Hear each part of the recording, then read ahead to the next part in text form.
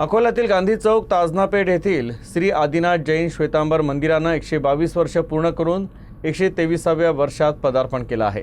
या वर्धापन दिनानिमित्त मंदिरात विविध धार्मिक कार्यक्रम मोठ्या भक्तिभावात आणि उत्साहात पार पडले। सकाळपासूनच भाविकांची मोठी उपस्थिती पाहायला मिळाली। जैन मान्यतेनुसार 100 वर्ष पूर्ण झालेलं मंदिर हे तीर्थ म्हणून गणलं जातं आणि त्याच कारणामुळे कार्यक्रम खूप उत्साहाने, आनंदाने आणि भक्तिमयरित्या पार पाडले जातात। सकाळी खोलेश्वर येथून नवीन ध्वज वाजत गाजत गांधी चौक येथील मंदिरात आला।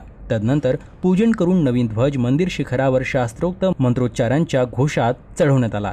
1.5 तासाचे विधिवत पूजन करून सकल श्री संघ यांचे स्वामी वात्सल्य करून कार्यक्रमाची सांगता झाली।